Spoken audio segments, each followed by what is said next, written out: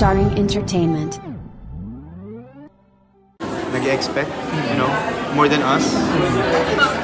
Yung mga taong umaasa sa amin, alam mo yun, pagbutihan pa namin yung work namin dahil marami kaming maabot ng mga tao, marami kaming may inspire. Yun yung naiisip ko ngayon kasi yung work naman namin as character and everything, kaya namin i-work out yun. Pero yung factor na baka mamaya dumating sa point na hindi na namin maibigay yung ina-expect nila or gusto nila or masigitan pa, sobrang laking pressure na tao. Sa gawin mo pag naging situation? Like for example, yung pressure na from the fans na medyo? Hindi ko pa alam, wala pa ako. Yun na nga, wala pa ako sa state na yun. Pero isipin mo, parang kumbaga, sa iyak, syempre, nagdadrama ako. Kung magulgul ko na, gusto pa nila, miss. Hindi ko alam gagawin doon. Wala pa ako sa point na yun. Nangyari lang sa akin yung before, nag-MMK ako, sabi ko hindi ko pa kayang umiyak. Kapag hindi ko nagawa to, alis na ako. Quit na ako ng show ng career. Saan nagsimula yun? Saan nag-umpisa yung naramdaman yun? Saan nag-umpisa nung naramdaman mo? Paano mo naramdaman? Yung pressure nun sa amin. Kasi syempre, katulad nun, nakita na kami as, alam mo, may mga sexy scenes na kami. Ito naman, takot scenes. Alam mo, kailangan lagi isipan eh. Iisipan mo yun ng something new. Ng bago. Pero in the end, mauubos naman yun eh. So, parang hirap din kasing sundan yung Safe Skies Archer.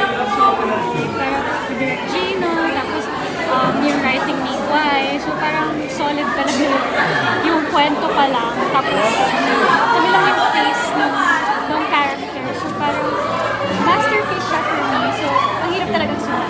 Jerome, yung anak Cleartings, kasi parang pansin lang namin, parang may something sa inyo na pagka may sinabi ka, nagagalit si Hindi naman ako nagagalit. Parang yung anak Cleartings, meron na nga bang something sa inyo? I mean, yung friendship niya is more than na ba? Nandun ba sa level? Or parang... Sinabi na niya more than... Bawal, ano ba? Yun na nga, totoo naman yung sinabi niyo nun, parang ang hirap din naman na mag-overshare. Kasi ako sabi ko naman, di ba, ever since nung nag-start ako na gusto ko maging honest lagi. Pero hindi naman ibig sabihin ng hindi ako magsasalita is naglalay ako. Nagiging honest pa rin ako, sadyang mas may nire-respeto lang. So, nagalit ka, Krishna, nung time na nag-overshare ka, gano'n? Ano lang, parang concerned. Naging concerned siya. So, sinasabihan mo siya, parang gano'n, huwag masyado. Hindi naman ako nagalit. Parang ano lang. Hindi, kumbaga sa... Parang ganyan Sabi, yung usapan namin parang privacy. Para First LQ. First LQ. First LQ. Parang LQ na rin. Or M. Hindi siya LQ eh. It was a healthy communication. I think ano lang yun. Nagiging part talaga siya ng, like sa friends, kapag nagkakaroon ng conflict or sa magkapatid. Pero so it's just natural lang. Hindi kami nag-away parang, it was very healthy communication. Parang usapan niyo yun, na dapat wag lang mag-overshare para parang gano'n. naging na. Pero kung magiging kayo ba hindi niyo tatago sa tao, parang sa love team, parang ano ba din? Parang... Hindi ko alam. Kasi before, alam namin, Jerome, ikaw very vocal ka pag camera. Yun na nga, natuto na nga ako. Pero... we don't know. Pinag-usapan naman namin lagi yung mga ganung bagay. Kasi syempre mahirap din yan. Kung alam in public, parang mahirap katrabaho ka sa iba. Tapos kapag pag may issue kami, malalaman ng iba, mag-feel ng iba. Pero kapag alam mo yun, wala silang idea or whatsoever, nire-respeto nila yung privacy. At least, kung ano man yung pinagdadaanan namin, sa amin lang muna, maaambo na lang ng kung ano man yung nagagawa namin. Fitness na, di ba na say something? Pag nag-game kami, we'll see. Kasi, ang hirap na talaga sa showbiz, especially like with yung mga vocal na love teams na from real to real relationships. Sometimes it doesn't end good. So parang, if ever man na gusto namin magkatuluyan, like we want our relationship to last, like, mas pipiliin po namin na yung privacy namin. Siguro malalaman niya lang pagkakasal na. Hi! Pagkasal na? Wow, may gano'n. Nabanggit kanina ni Jerome na you're beginning to explore. Ano ba yung bucket list? Nasa bucket list ko, I wanna learn how to shoot a gun. I wanna learn archery. Drive a car. I'm starting. Tinuturo mo ba, Jerome? Kotse?